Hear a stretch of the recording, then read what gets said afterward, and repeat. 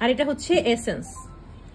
Essence আর ইমালশনের মধ্যে পার্থক্য হচ্ছে এসেন্সে কোনো কালার থাকবে না, কিন্তু ফ্লেভার থাকবে।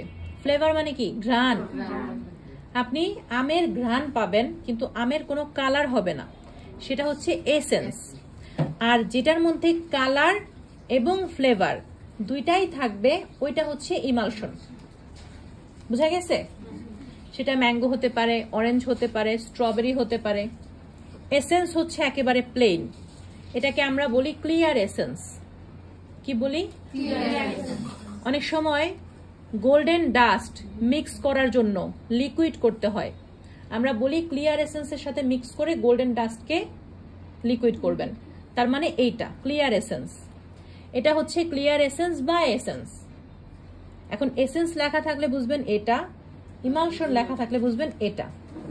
আমাদের দেশেই সম্ভবত কেবল ইমালশনের এত চল, দেশের বাইরে কিন্তু ইমালশন ব্যান করা, মানে নাই, বুঝছেন? ইমালশন স্বাস্থ্যের জন্য অত ভালো না। তো এখন আমাদের বেকারিগুলোতে ইউজ হয় বা আমাদের দেশে পাওয়া যায়। আমাদের দেশে এসেন্স অত পাওয়া যায় না, ইমালশন বেশি পাওয়া যায়। আর দেশের বাইরে এসেন্স পাওয়া যায় বেশি, ইমালশন পাওয়া যায় কম। আচ্ছা ধরেন আপনি এসেন্স দিলেন, এখন আমের কালার কি দিয়ে আনবেন? রং দিয়ে আনবেন, ফুড কালার আছে না।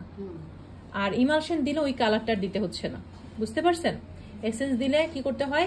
কালারটা দিতে হয়, ইমালশন দিলে কালার দিতে হয় না। আমার কথা হচ্ছে কেক বেজে কালার দিয়ে দরকারটা কি? কেক বেস তো প্লেন হওয়াই বেটার, জাস্ট ফ্লেভার আসুক, কালার দরকার নেই। কালার আমরা খুব কম খাবো, যতটা সম্ভব অ্যাভয়েড করবো, ঠিক আছে?